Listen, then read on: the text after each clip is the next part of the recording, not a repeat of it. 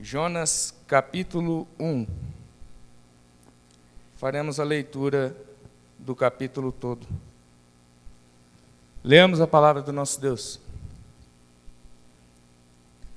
A palavra do Senhor veio a Jonas, filho de Amitai, dizendo: Levanta-se, vá à grande cidade de Nínive e pregue contra ela, porque a sua maldade subiu até a minha presença. Jonas se levantou, mas para fugir da presença do Senhor, para Tarsis. Desceu a Jope e encontrou um navio que ia para Tarsis. Pagou a passagem e embarcou no navio, para ir com eles para Tarsis, para longe da presença do Senhor.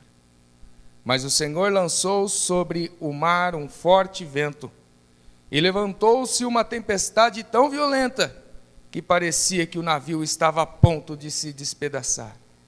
Então, os marinheiros ficaram com medo e clamavam cada um ao seu Deus. Lançaram no mar a carga que estava no navio para que ele ficasse mais leve. Jonas, porém, havia descido ao porão do navio. Ali havia se deitado e dormia profundamente. O capitão do navio se aproximou de Jonas e lhe disse: O que está acontecendo com você? Agarrado ao sono? Levante-se e invoque o seu Deus. Talvez assim esse Deus se lembre de nós, para que não pereçamos. Os marinheiros diziam uns aos outros: Vamos lançar sortes para descobrir quem é o culpado desse mal que caiu sobre nós. Lançaram sortes, e a sorte caiu sobre Jonas. Então lhe disseram: Agora nos diga, quem é o culpado por este mal que nos aconteceu? Qual é a sua ocupação? De onde você vem? Qual a sua terra? E de que povo você é? Jonas respondeu: Eu sou hebreu e temo o Senhor, o Deus do céu que fez o mar e a terra.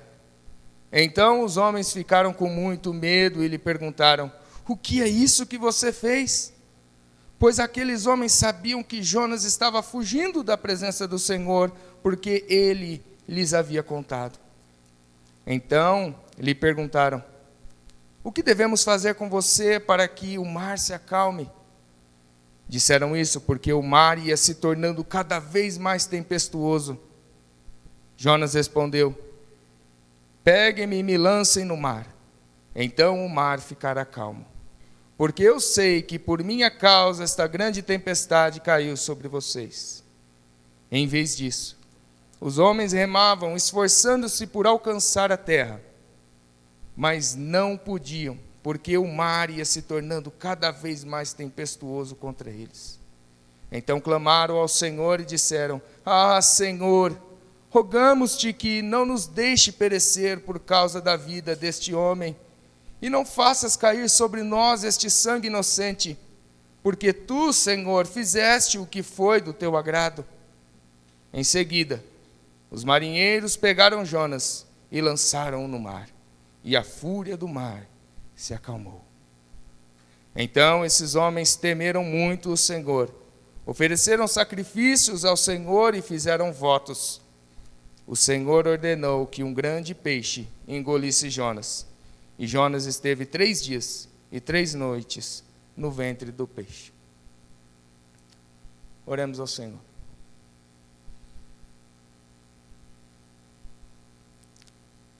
Pai Santo, obrigado, Pai, pela oportunidade que temos, mais uma vez, de meditar na Tua Palavra.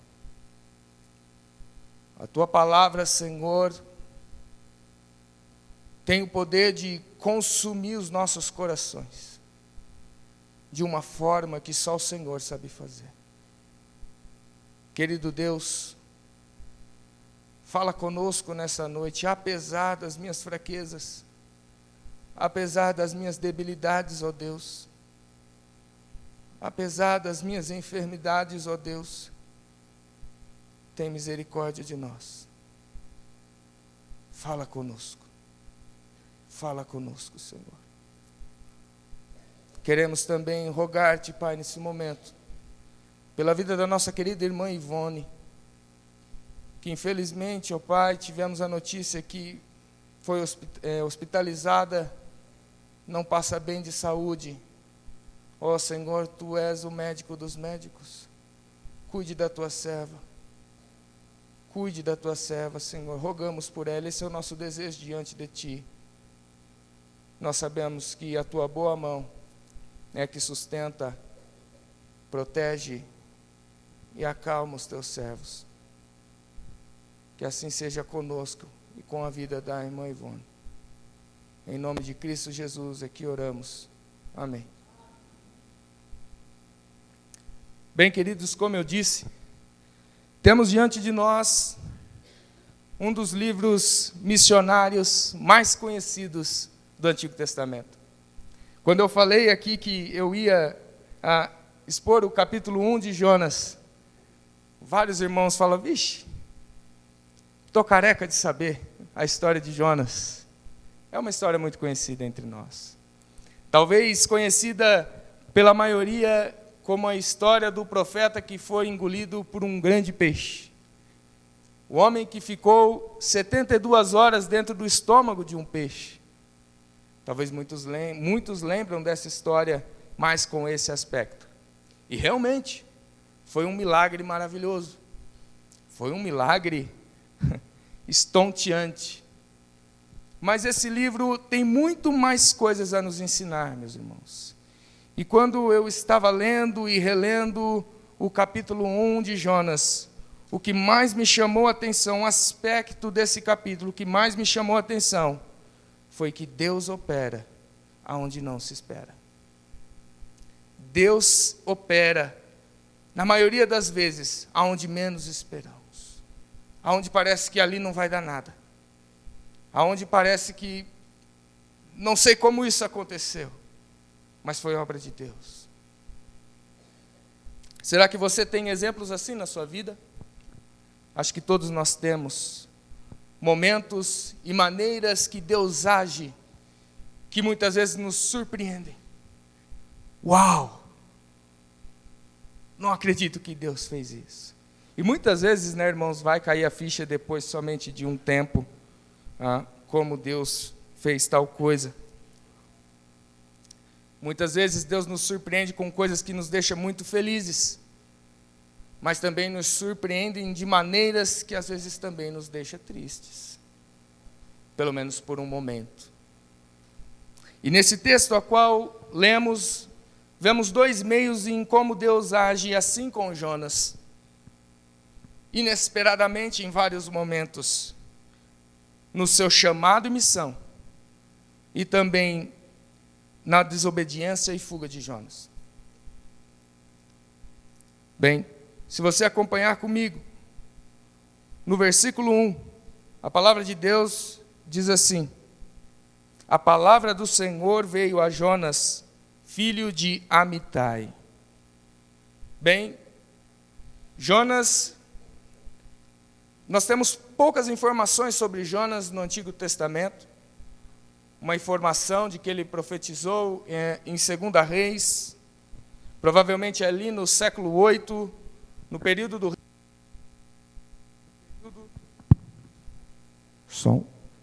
do rei Jeroboão II. Então, Jonas vivia nesse período onde o Israel do norte, andava em grande idolatria. E o engraçado que esse povo, apesar de Deus derramar tanta graça, eles ainda viviam em desobediência ao Senhor. Eu quero chamar a atenção para um aspecto bem interessante sobre Israel, as 10 tribos do norte.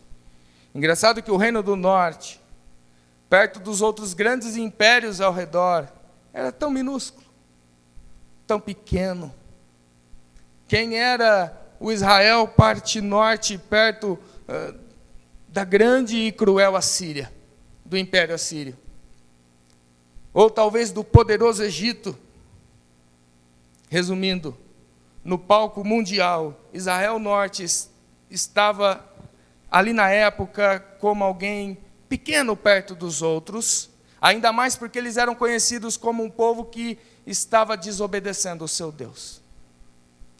um povo que havia se rebelado contra o seu próprio Deus e até eram muito desprezados por isso. Mas, como nós vemos que Deus opera onde não se espera, Deus chama um homem no meio dessas 10 tribos. Um homem que não veio das grandes capitais, mas ele veio da pequena Israel Norte, da cidade de Gat-Hefer, Galileia, do alto da Galileia, de um dos montes da Galileia. Dali veio Jonas, um seguidor de Elias, servo do Deus Altíssimo. Ninguém imaginava, mas nosso Deus é imprevisível nessas coisas, e Ele chama pessoas de onde não esperamos. Será que também alguém imaginaria que há 2000 anos atrás, o Salvador do mundo viria da Galileia? Será que imaginaríamos que o Messias, Jesus Cristo, viria ali da pequena Galileia? Talvez esperássemos da grande Roma, de uma cidade tão importante, mas da pequena Nazaré da Galileia, de uma humilde manjedoura, da oficina de um carpinteiro. Dali veio o Salvador. Dali Deus chamou alguém para fazer a diferença. Queridos, Deus chama pessoas de onde não esperamos. A palavra de Deus recai sobre pessoas que jamais imaginaríamos que recairia. Mas a pergunta ecoa para nós também nessa noite. De onde Deus tem te chamado? Você já parou para pensar nisso? Você já parou para refletir? Da onde Deus te tirou, da onde Deus te salvou? Talvez Deus te chamou, talvez a palavra do Senhor, o Evangelho de Cristo, veio a você talvez daquela zona rural, no meio do mato. Quem pensaria que alguém ali poderia vir a Cristo? Talvez da pequena casinha de 2 cômodos, desprezadas por muitos, mas foi ali que Deus resolveu fazer algo diferente. Talvez no bairro mais violento da cidade, do bairro mais violento, o bairro mais considerado o bairro sem Deus, que rejeita Deus, e Deus ali levanta alguém, ou está salvando pessoas. Talvez da cidadezinha com o nome mais estranho, ninguém conhece, e quando conhece a cidade, fala, que nome esquisito. Talvez Jaboticabal. Pois é, irmãos, Deus faz essas coisas. Talvez daquela igrejinha de poucas pessoas, mas ali veio a palavra de Deus. E o lembrete nunca se esqueça da onde Deus te tirou. Nunca se esqueça de onde o Senhor te chamou. Não se sinta inferior por conta da sua origem, achando que Deus chama pessoas somente das grandes metrópoles, que Deus só vai agir com aqueles que parecem de grande status. Não. Deus chama pequenos. Olha de onde Deus te tirou. Assim como a palavra veio a Jonas, o Evangelho de Cristo veio a mim, veio a você. E é levando essa mensagem, independente da nossa origem e do seu ministério, segundo os dons que Deus te deu, é que Deus quer te usar. Lembre-se disso. Lembre-se disso. Verso 2, então, vem a ordem inesperada. Acompanhe aí comigo. Deus diz a Jonas: levanta-se e vá até Nínive e pregue contra ela, porque é grande a sua maldade. Então Jonas, o que ele faz? Ele se levanta. Jonas se levanta, ele obedece a Deus. Mas então vem a desobediência. Porque Jonas não se levanta para ir a Nínive, mas ele se levanta para fugir de Deus. Jonas se levanta, como diz o texto, ele quer ir para Tarsis, o mais longe possível de Nínive. O mais distante possível que ele poderia estar de Nínive é onde Jonas queria estar.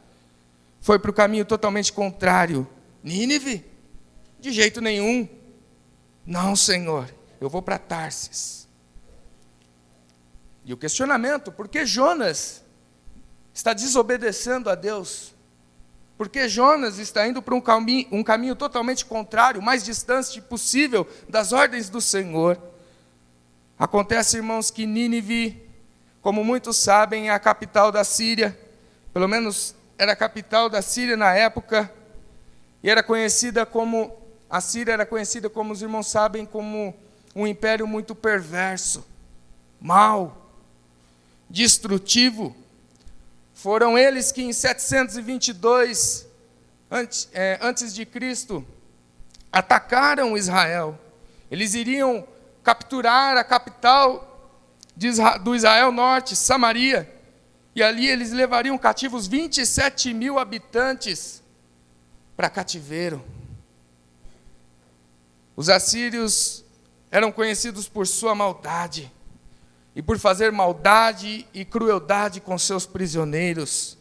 Eles eram conhecidos por colocar pessoas em estacas na frente dos outros impérios para amedrontar os inimigos, fazer pilhas de cabeças cortadas dos seus inimigos. Essa é a Síria. E Deus está pedindo para Jonas ir para lá pregar juízo contra a capital desse povo mau. Se coloca no lugar de Jonas. Você iria? Você obedeceria? Algo para se pensar. Talvez diríamos, o que, Deus? Você quer que eu vá pregar arrependimento aos inimigos? Uma ordem inesperada muitas vezes nos deixa desconcentrados. E a princípio pensamos que Jonas está fugindo meramente por medo. Talvez numa primeira leitura falamos, olha, Jonas está com medo de ir até esse pessoal dos cruéis ninivitas. Mas olha o que diz o capítulo 4 do livro de Jonas, capítulo 4, versículo 2.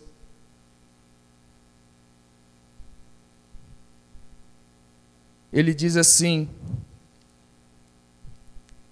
Jonas ora ao Senhor e diz, Senhor, não foi isso que eu disse, estando ainda em minha terra? Sabia que tu és Deus bondoso e compassivo, tardio em irar-se e grande em misericórdia, e que mudas de ideia quanto ao mal que anunciaste. O que vocês entendem sobre esse versículo? O que me parece, Jonas não está com medo da maldade dos ninivitas, mas ele está com medo do que Deus pode fazer aos ninivitas: estender graça, estender misericórdia aos inimigos. Esse é o medo de Jonas. E é isso que Jonas está com medo. Jonas não entende a graça de Deus. Jonas não está entendendo a misericórdia de Deus, porque Deus queria anunciar juízo a Nínive para que eles se arrependessem e se voltassem para Deus, para que Deus não os destruísse. O maior desejo de Jonas é ver os inimigos destruídos e não salvos e não perdoados, pois ainda corria o risco desses inimigos, após perdoados, quem sabe futuramente se voltarem contra Israel. E de fato, quando nós continuamos a ler o Antigo Testamento, nós vemos que foi isso mesmo que aconteceu. Jonas sabia do que poderia acontecer. Inclusive, um profeta da mesma época de Jonas, Oséias, ele vai escrever em Oséias 11:5, esse profeta ele já havia profetizado de um domínio assírio posterior sobre Israel, por conta da frieza espiritual do povo. Jonas sabia como estava a nação de Israel, frieza. Jonas sabia que era possível muito bem que Deus iria perdoar esse povo, para depois futuramente levar esse povo como juízo ao próprio povo dele, o povo de Israel. Que coisa! Deus opera de uma maneira a qual às vezes não esperamos. Deus, irmãos, às vezes ordena aquilo que não esperamos. Quantos aqui já ouviram alguma ordem de Deus, a qual te deixou surpreso? Talvez até mesmo triste, a primeiro momento. e por não aceitarmos essa ordem do Senhor, qual a nossa reação? Fugir. Fugir para o mais longe que podemos. Fugir talvez daquele pregador que está sempre tocando no seu pecado. Fugir talvez daquele versículo que Deus está usando para falar com você, e você pula as páginas da Bíblia para não poder ler aquilo, porque aquilo mexe com você. Você foge. Você vai para longe. Não, este livro não vou ler não, porque trata de coisas aqui que eu não quero lidar agora. Eu não quero lidar agora. Quando você ouve Jesus dizendo em seu Sermão do Monte, eu, porém, lhes digo, amem os seus inimigos, orem pelos que te perseguem, para demonstrarem que são filhos de Deus. Qual a sua reação diante disso? Será que é fácil fazermos isso? Cedermos aos inimigos? Será que é fácil praticar essas ordens de Jesus? Orem por aqueles que te perseguem, por aqueles que te fazem mal, por aqueles que querem a sua destruição. Orem por eles, pregue o Evangelho a eles, vá até eles e anuncie graça. Às vezes isso não soa bem aos nossos ouvidos, mas esse é o nosso Deus. Um Deus de graça, e essa graça surpreende a nós. Essa graça nos surpreende. Você já parou para pensar que tem pessoas que nós não nos preocupamos de evangelizar, porque nós não queremos ver essa pessoa bem? Eu não quero ver fulano bem. Por que eu vou falar de Cristo a ele? Por que eu vou querer ver ele bem? Essa pessoa só faz o mal, ele não quer saber de nada. E na verdade ele não faz nem diferença na minha vida. Tem pessoas assim, talvez até em nosso meio. Você não gosta daquela pessoa. Você odeia aquela pessoa. O quê? Falar de Cristo para ela? Eu quero passar longe daquela pessoa. Aquele vizinho. Meu vizinho é comunista. Meu vizinho, ele é corintiano. Ele chutou meu cachorro ontem. Como é que eu vou falar de Cristo para ele? Uma atitude difícil. Mas não deixa de ser uma ordem graciosa de Deus para as nossas vidas. E é disso que Jonas está fugindo. Às vezes é melhor calar a consciência e fingir que não é conosco, do que ouvir e praticar aquilo que de fato Deus nos ordena. Nós vemos que essa desobediência e essa fuga de Jonas vai levar ele cada vez mais em um declínio visível em todo o capítulo, ou melhor, em todo o livro de Jonas. Nós vemos que Jonas, ao fugir de Deus, ele desce para o porto de Jope, como está aí no versículo 3. Ele desce ao porto de Jope. Depois, mais para frente, nós vemos que Jonas desce ao navio. Depois ele desce para o porão do navio. E depois ele desce mais um pouquinho, ele desce para o mar, mas depois ele desce mais um pouco ainda, ele vai para o estômago de um grande peixe. A fuga de Deus só tende a nos levar a um declínio, cada vez mais baixo, cada vez mais baixo. Mas olha aí o verso 4. Em toda essa fuga de Jonas, nós vemos no versículo 4, nessa fuga de Jonas para baixo, que Deus é soberano e ele sai para buscá-lo de uma forma também que Jonas não esperava. Jonas achou que poderia fugir de Deus, mas Deus, de uma forma que Jonas não esperava, também vai atrás de Jonas. E olha como ele vai atrás de Jonas. Deus manda um forte vento sobre o mar, uma forte tempestade se formou, a ponto de quase despedaçar o navio onde Jonas estava. Deus está irado com Jonas. No verso 5, nós vemos que até os marinheiros experientes que estão naquele navio estão apavorados com tudo aquilo, com toda aquela tempestade. Eles clamam aos seus falsos deuses, para ver se esses falsos deuses podem fazer alguma coisa por eles, porque eles entendem que aquela tempestade é fora do comum. Aquilo não é natural que está acontecendo. Eles percebem logo que é algo sobrenatural. Não é possível tamanha tempestade vir sobre eles. E enquanto isso, quem está lá no porão? O cujo Jonas. Jonas está lá e ele dorme profundamente, como se nada tivesse acontecendo. É como se Jonas estivesse calando a sua consciência, fingindo, não, isso não é comigo. Não é comigo isso. Talvez você se recorde de algo semelhante quando você tem que acordar seu filho de manhã para ir para a escola.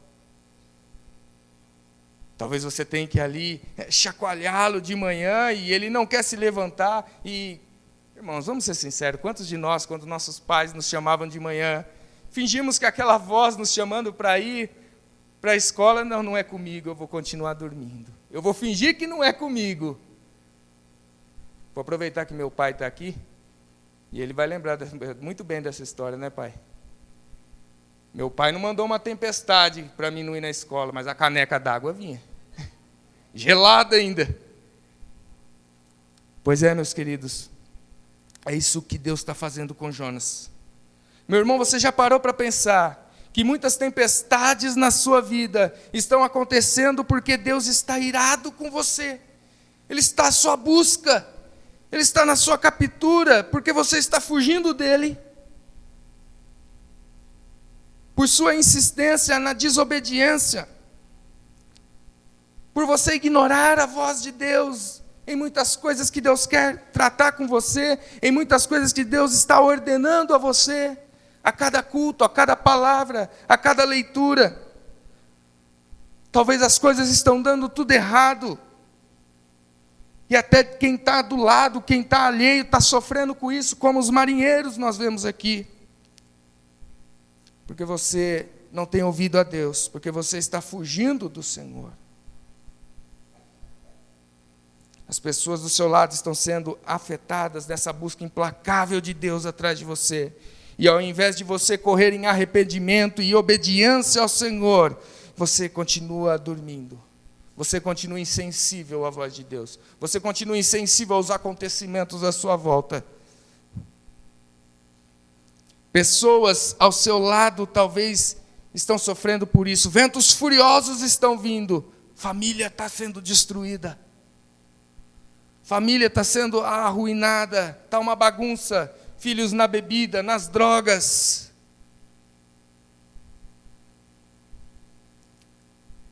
Dívidas intermináveis. Você não consegue manter um equilíbrio financeiro.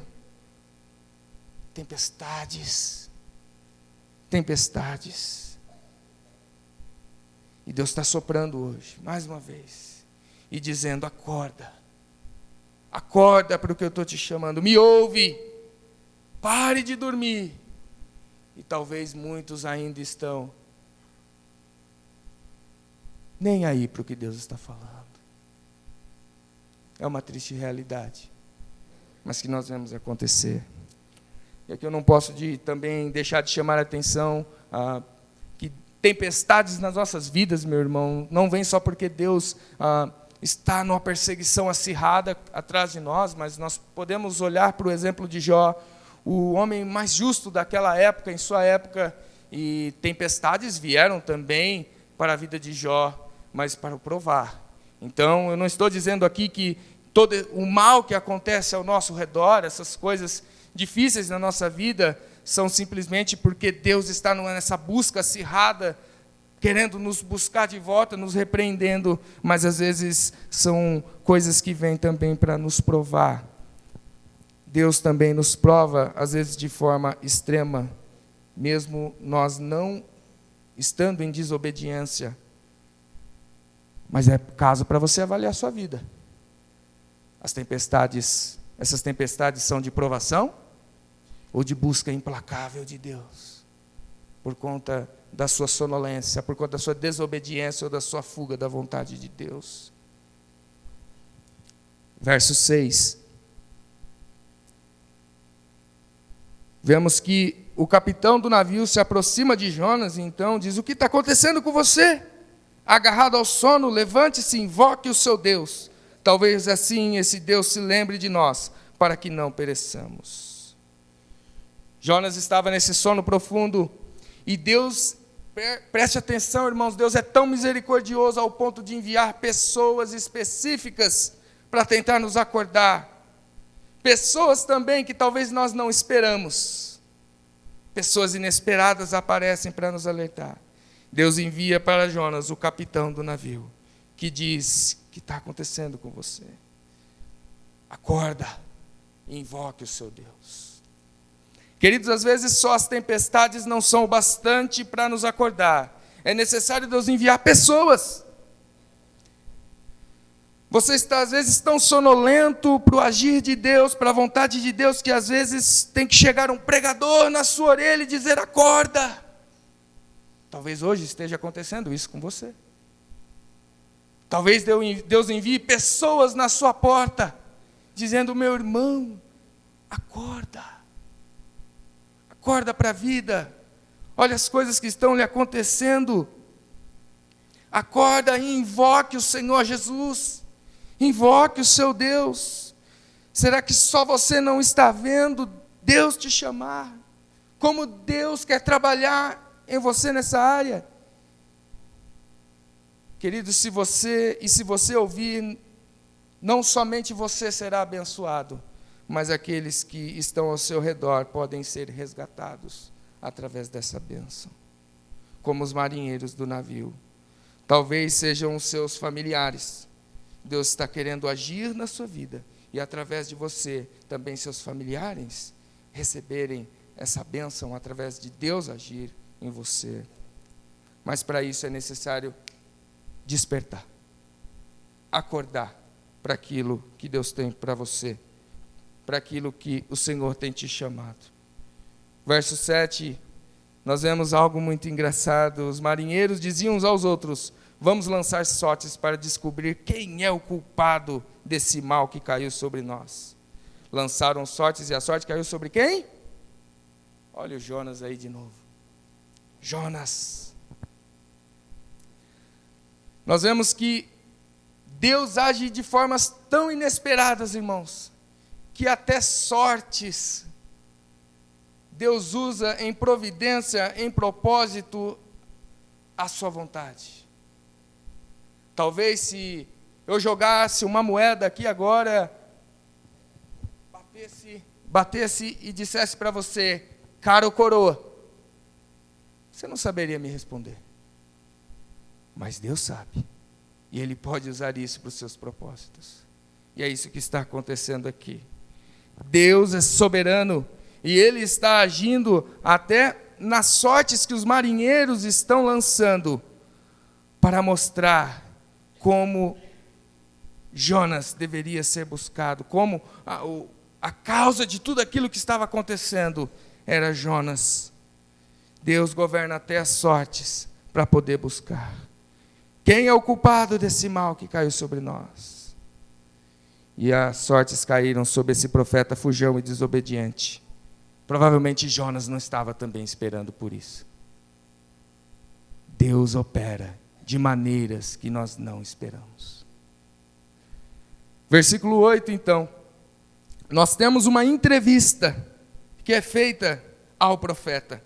Depois de as sortes caírem sobre Jonas, eles vão até ele e fazem ali uma entrevista a Jonas. Perguntas que fariam Jonas lembrar quem é Deus. De quem, de fato, ele estava fugindo. Qual é a sua origem? Porque Deus não usa só tempestades, Deus não usa só pessoas, Deus não só usa meios alheios como sortes para nos alertar, mas Ele usa também perguntas intencionais que não esperamos. Eles disseram: agora nos diga, quem é o culpado por este mal que nos aconteceu? Qual é a sua ocupação? De onde você vem? Qual a sua terra? E de que povo você é? Qual a resposta de Jonas no verso 9?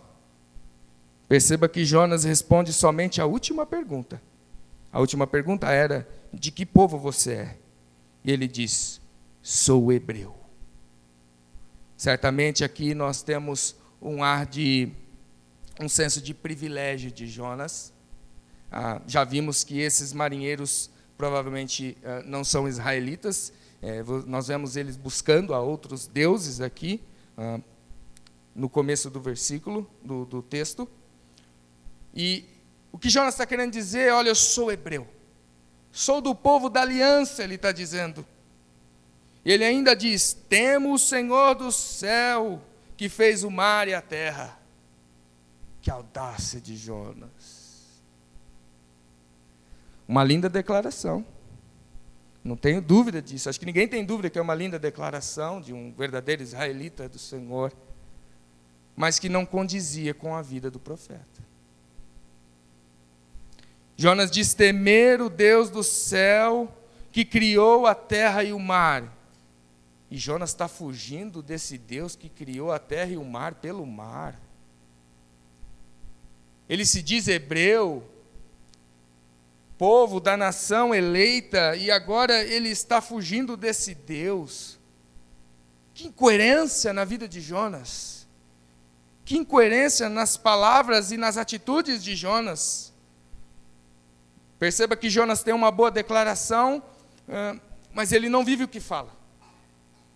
Jonas tem uma boa doutrina, mas ele não obedece àquilo que ele confessa. Ele chama a Deus de Senhor, mas ele está fazendo a sua própria vontade. Talvez isso te lembra um pouco da sua vida, ou um pouco das nossas vidas. Jonas se gaba da sua posição, mas não consegue ver a graça de Deus, que Deus quer derramar na vida dos outros. Você conhece gente assim? Talvez você já olhou para si mesmo e já se enxergou assim? Gente que fala a verdade, mas não se esforça em viver. Gente que tem vida contraditória, tem uma boa teologia, declara uma posição diante do Cristo vivo, mas não vive de acordo com essa posição que foi lhe concedida. Que quando é confrontada com perguntas sobre a sua vida, sobre as suas atitudes em tais áreas, ela se esconde. Ela não quer responder. Ou responde com a doutrina certa, mas não vive aquilo que está, não tem coerência com aquilo que ela está falando. Ela tem sempre uma resposta que mascara o seu pecado. E usa até declarações bíblicas para se proteger. Será que eu e você já não agimos assim como Jonas nesse aspecto? Às vezes temos declarações lindas e bíblicas como a de Jonas. Eu sou cristão, eu amo a Deus, porque Ele derramou o seu amor por mim através do sacrifício de Jesus Cristo. Isso é verdade. Mas quando esse amor é para ser evidente nas nossas vidas, por que ele não é demonstrado? Porque às vezes falta essa prática. Porque às vezes falta esse agir. Muitas vezes fica só em palavras. Falta obediência.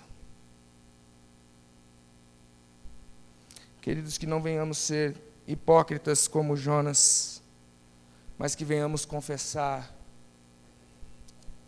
a graça de Cristo nas nossas vidas, mas que essa mesma graça, venhamos confiar e obedecer a essa graça a qual foi nos derramada, porque ela mesma é o poder para nos capacitar a viver, a imitar a Jesus passo a passo, a ser verdadeiros discípulos de Jesus, a falarmos e vivermos como falamos. A igreja de Cristo hoje, ela não é envergonhada pelo que fala, mas ela é envergonhada em como age, pelos de fora. Que venhamos buscar fidelidade diante daquele que é fiel nas nossas vidas. Bem, versículos 10 a 11, então, nós temos a reação dos marinheiros diante dessa declaração de Jonas. eles temeram e perguntaram: o que é isso que você fez? O que nós devemos fazer com você para que o mar se acalme? Pois por essa declaração de Jonas, até o marinheiro mais burro percebeu que eles ligaram as coisas, né? Peraí, Jonas é hebreu, está fugindo do Deus do céu, Criador da terra e do mar, e esse homem está aqui, a conversa dele é meio incoerente, e nós temos até a própria declaração aqui que Jonas havia dito a eles, de fato, o que estava acontecendo. Porque ele lhes havia contado, diz o final do verso 10. Meus irmãos, essa tempestade furiosa que estava vindo, era por conta de Jonas, e os marinheiros já tinham percebido isso. E engraçado que cada vez que eles se aproximavam da verdade, cada vez que eles indagavam mais perto Jonas, o texto é claro em dizer que o mar ia aumentando, a tempestade ia aumentando, e eles viam: meu Deus, esse homem, tem um Deus aí procurando por esse homem, não é possível. A coisa está piorando, a coisa está ficando pior, a tempestade estava ficando cada vez pior, a cada vez que eles se aproximavam da verdade. Então Jonas também dá uma resposta inesperada na história, no verso 12. Olha o que Jonas diz: peguem-me e me lancem no mar, então o mar ficará calmo, porque eu sei que por minha causa esta grande tempestade caiu sobre vocês. Mais uma vez Jonas com umas declarações lindas. Sem dúvida Jonas sabe fazer declarações maravilhosas, mas eu não sei se os motivos por trás dessa declaração são tão bonitos assim.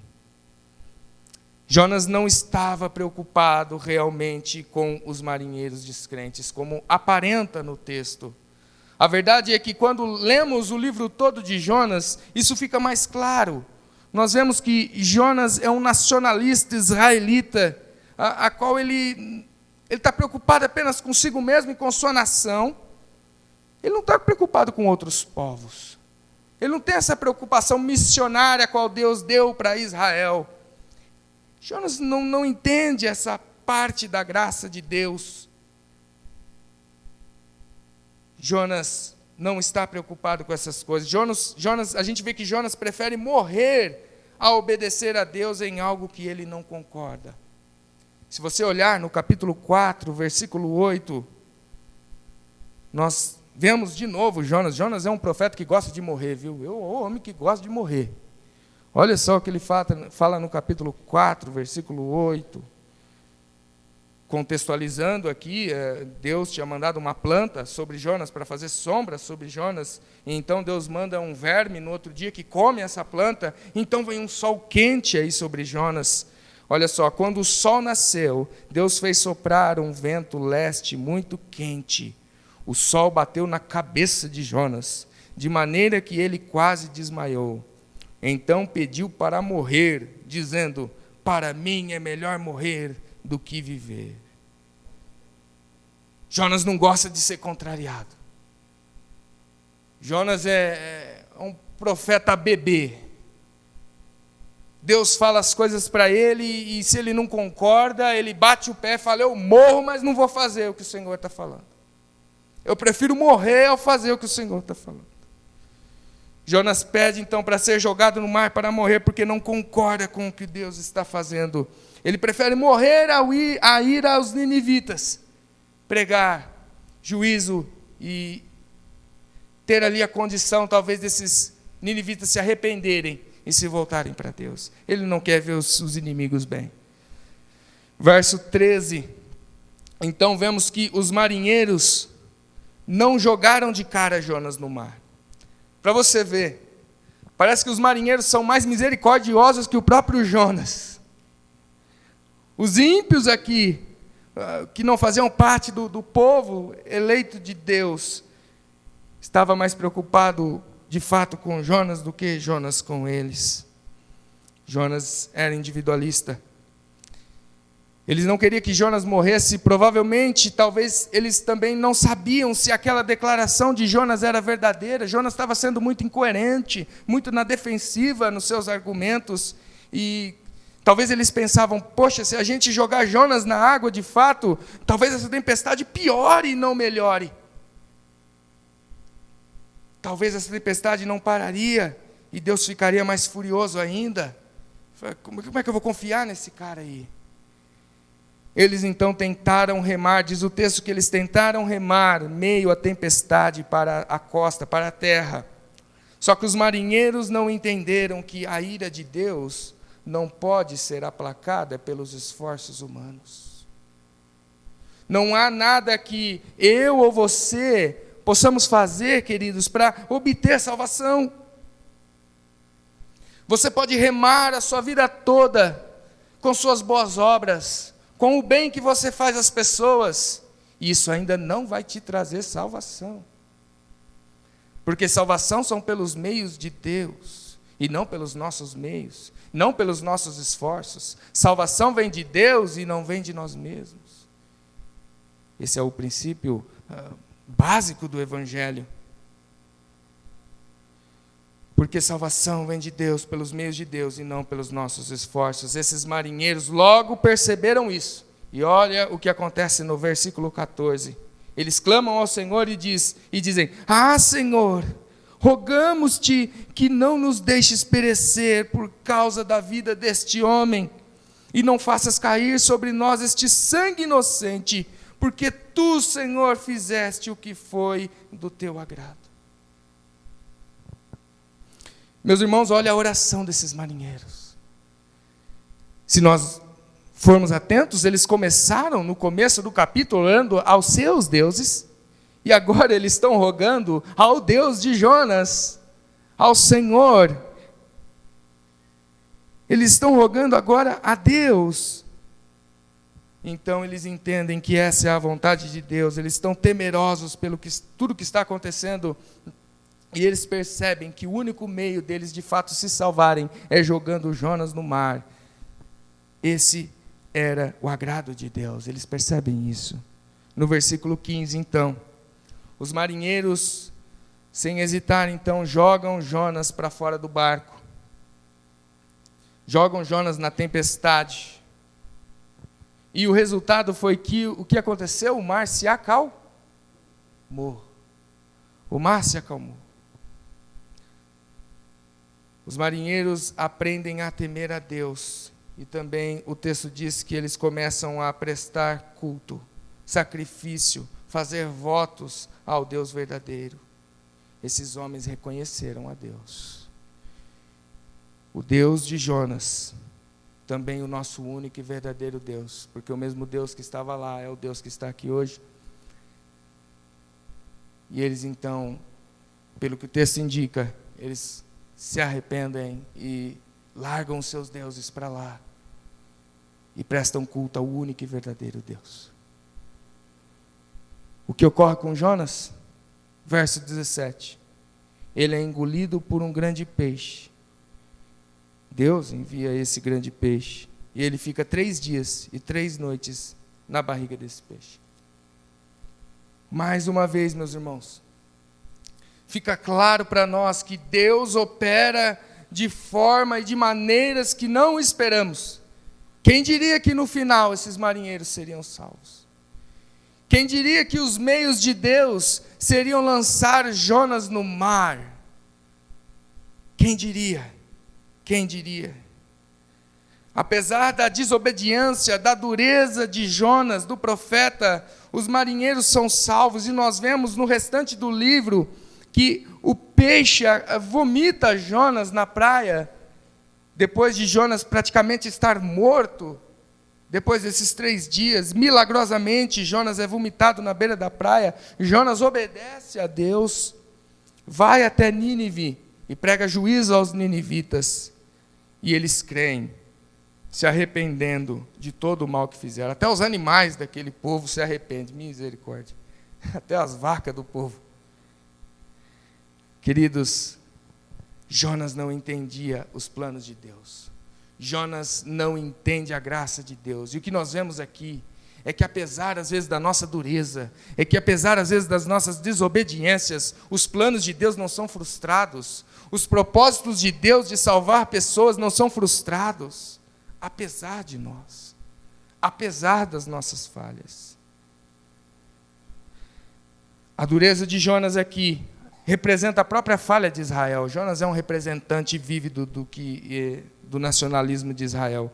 Esse povo foi escolhido para representar e apresentar Deus ao mundo. Esse era o propósito.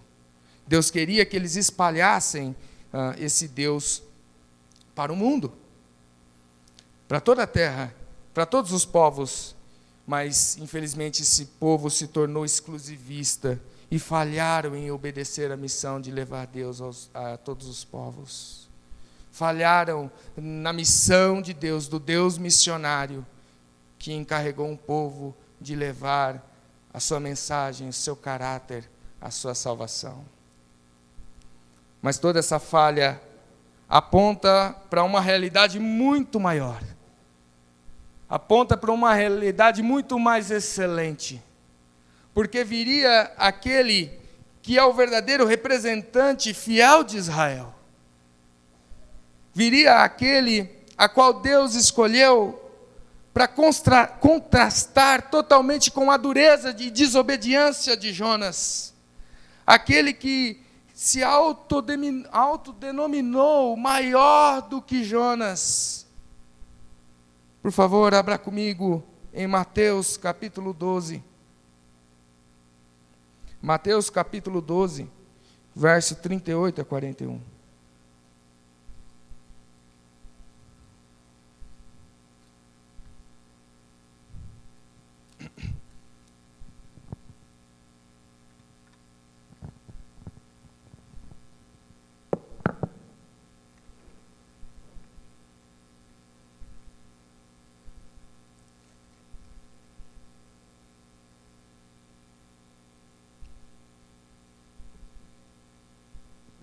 Leiamos. No contexto aqui, novamente, os escribas e fariseus estão indagando Jesus, querendo algum sinal, se de fato ele é o Messias. Então, olha o que acontece, verso 38. Então, alguns escribas e fariseus disseram a Jesus: Mestre, queremos ver algum sinal feito pelo Senhor. Mas ele respondeu: Uma geração perversa e adúltera pede um sinal. Mas nenhum sinal lhe será dado, senão o do profeta Jonas. Porque assim como Jonas esteve 3 dias e 3 noites no ventre do grande peixe, assim o Filho do Homem estará 3 dias e 3 noites no coração da terra. Ninivitas se levantarão no juízo com esta geração e a condenarão, porque se arrependeram com a pregação de Jonas. E aqui está quem é maior que Jonas. Jesus Cristo. Jesus Cristo. Não somente nesse sinal da morte e ressurreição de Cristo, a qual nós vemos aqui, que ele ficou 3 dias sepultado e ressuscitou após 3 dias.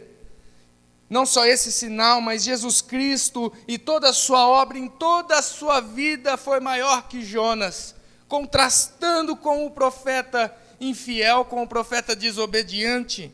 Jonas é chamado para a sua missão em Nínive, mas Jesus foi chamado da pequena Nazaré para efetuar sua missão no mundo. Jonas ignora a tempestade e dorme insensível à vontade de Deus, mas Jesus dormiu tranquilo em um barco, porque confiava que Deus era com ele. E quando ele acorda, ele é o próprio Deus que acalma o mar e que acalma a tempestade.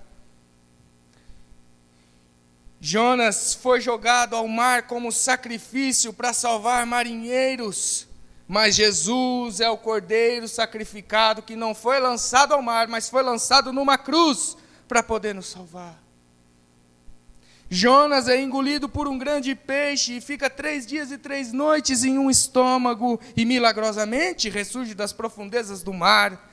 Mas Jesus ficou 3 dias e 3 noites morto no seio da terra e ressuscitou milagrosamente dando esperança e vida eterna aos que creem no seu nome. Jonas prega juízo contra Nínive e toda a cidade se arrepende, mas Jesus vem e envia a sua igreja. Ele chega também pregando as boas novas e envia a sua igreja para pregar as boas novas de Jesus, o seu evangelho ao mundo. E até hoje nós vemos pessoas se arrependendo com esse evangelho e crendo no evangelho de Jesus Cristo. Temos um Jonas zangado, egoísta, que se compadece mais pela perca de uma planta, no capítulo 4, que faz sombra à sua cabeça, do que uma cidade inteira sendo destruída. Mas, em contraste, nós temos Jesus Cristo, que é aquele que se esvaziou de si mesmo, se fazendo homem, e foi para aquela cruz, se doando como um servo, espontaneamente, para dar a vida a pecadores como eu e você. Esse é nosso Jesus Cristo. Muitos se arrependeram com a pregação de Jonas, mas eis aqui aquele que é maior que Jonas, Jesus Cristo, nosso Senhor e Salvador. Se dependesse meramente de Jonas, nem os marinheiros nem Nínive seriam salvos, mas como a salvação depende unicamente de Deus, e através dos seus meios, e o meio que Ele nos usa para salvar é Cristo, eu fico tranquilo, crendo que essa mensagem pode alcançar muitos aqui essa noite. Porque não depende do pregador, depende de Deus, é os meios de Deus, é o Espírito Santo quem toca o coração de cada um, e talvez isso aconteça com pessoas aqui essa noite, porque Deus opera aonde não se espera. Talvez a pessoa que você menos imagina. Você pode ter uma notícia recentemente, talvez aqui hoje, de que ela entregou a sua vida a Cristo. Não pelo braço, a força dela. Não por causa de Jonas, mas por causa daquele que é maior que Jonas. Jesus Cristo, nosso Salvador. Você que já é um cristão, mais duas aplicações para nós terminarmos aqui. Você que já é um cristão, que creu em Jesus Cristo como seu único e suficiente Salvador, você também tem uma posição privilegiada. Você tem uma posição de salvo. Você tem uma posição de filho de Deus aqui essa noite. E tudo isso por graça. Tudo isso por favor imerecido da parte de Deus. Nós não merecíamos, mas Deus nos deu. Só que nós, às vezes, nos esquecemos que cada um de nós tem um Jonas dentro do coração que quer crescer cada vez mais dentro de nós.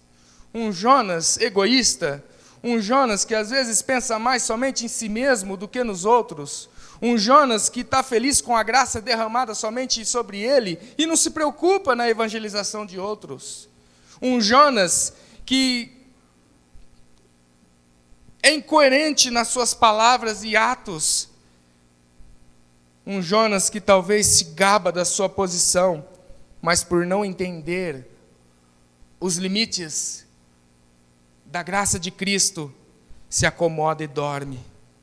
Fugimos do maior propósito mandado por Jesus, e de fazer discípulos. Querido, leve o Evangelho até mesmo aos seus inimigos. Não deixe que esse Jonas, pecador, egoísta, crescer dentro do seu coração. Mas deixe aquele que é maior do que Jonas crescer em você, Jesus Cristo. Se começarmos a olhar para os ímpios, presta atenção, se nós começamos a olhar para os ímpios em nossa volta e virmos principalmente uma ameaça ao nosso estilo de vida, porque isso às vezes acontece. Nós somos muito julgadores, uma metralhadora contra aqueles que não estão seguindo a Cristo igual a nós. E às vezes isso soa como uma ameaça ao nosso estilo de vida cristão. E ao invés de nós vermos essas pessoas como pecadores perdidos, nós vemos eles como ameaças. Se nós estamos agindo assim, então não há dúvida que o espírito fariseu de Jonas talvez esteja crescendo em nós. E ele precisa ser sufocado. Esse Jonas precisa ser lançado no mar. Ele precisa ser engolido por um peixe, ele precisa ser tratado. E nós temos que nos submeter à vontade de Deus para isso, queridos. Não seja um Jonas fujão nessa noite, apático, insensível à palavra de Deus. Obedeça aquilo que seu Senhor te chamou para fazer. Vá para onde Deus te ordenar que você deve ir. Se envolva nos ministérios aonde Deus te capacitou com dons para edificar a igreja do seu Senhor. O reino de Deus. Você não precisa, talvez, ir para Nínive, mas você também talvez não precisa embarcar em um navio, mas às vezes essas coisas estão tão próximas de você que você não percebe. Talvez Deus não te mande para Nínive, ou você embarque em um navio. Talvez os marinheiros, você não precisa embarcar em um navio para marinheiros se converter, porque esses marinheiros estão tão perto de você. Talvez são pessoas da sua família. Talvez são seus próprios vizinhos. Talvez esses marinheiros estão aqui, na quadra de sábado, onde são feitos os esportes missionários. Talvez eles estão aqui na oficina,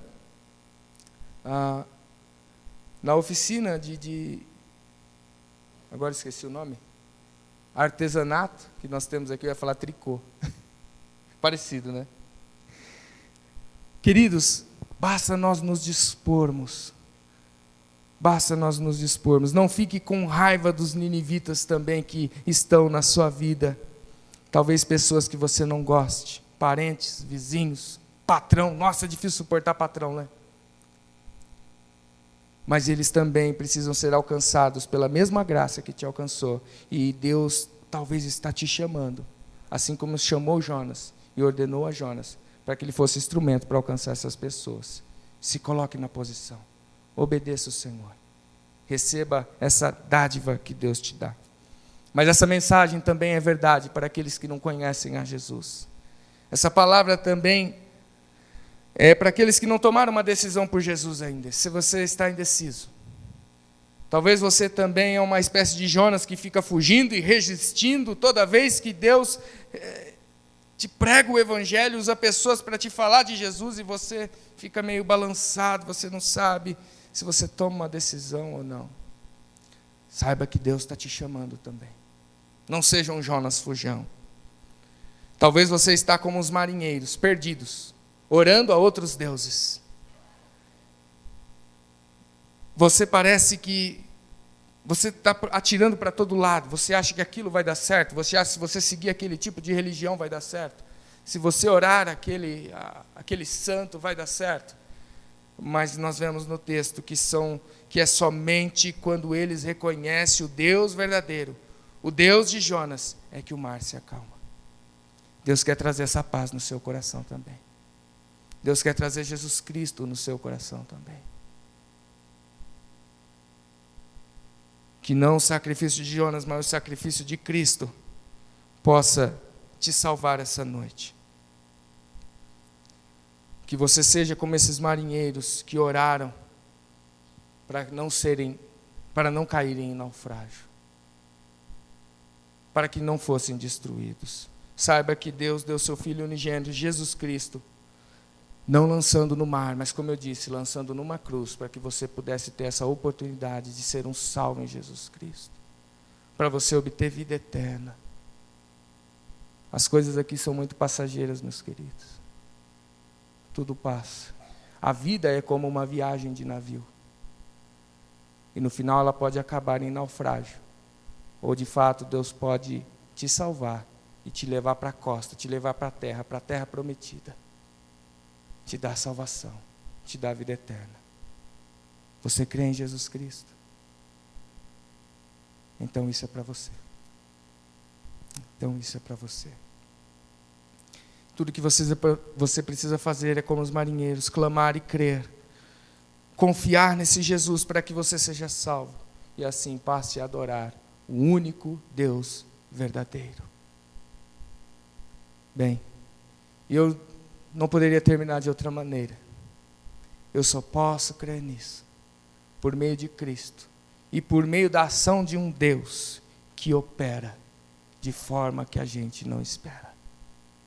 Esse é o Deus que agiu na vida de Jonas, que agiu na vida dos marinheiros, que agiu na vida dos ninivitas e que também quer agir nas nossas vidas. Que Deus abençoe a todos nós essa noite. Eu quero convidar você para orar comigo mais uma vez. Se você puder ficar de pé, para nós podermos encerrar essa mensagem com uma oração.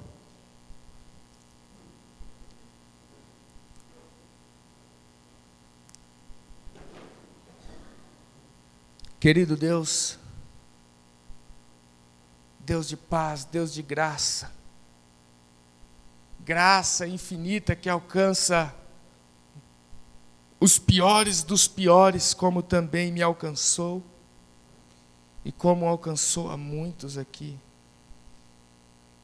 Deus que tem poder de alcançar também aqueles que ainda não foram alcançados aqui. Querido Deus, te agradecemos, porque a tua misericórdia, a tua graça, através do Evangelho, tem um infinito poder, e é o único poder para a salvação de todo aquele que crê. Senhor Deus, opera em nossas vidas, Senhor. Que nós não venhamos fugir da tua vontade, como nós cantamos aqui hoje. Fugir da tua presença. E se fugirmos, ó Deus, corra atrás de nós. Com tempestades, do jeito que o Senhor quiser, mesmo que isso nos pegue de surpresa. Mas corra sim atrás de nós, Pai, e nos alcance, e opere em nossas vidas. Que aprendemos, ó Pai, a sufocar os Jonas que às vezes querem crescer dentro do nosso coração. E que venhamos deixar o Cristo vivo submergir no nosso coração, para crescermos em obediência à tua palavra, crescermos em obediência à tua vontade. Obrigado, Senhor, por essa noite, obrigado pela tua palavra, obrigado por ser o Deus que opera aonde não se espera. Amém.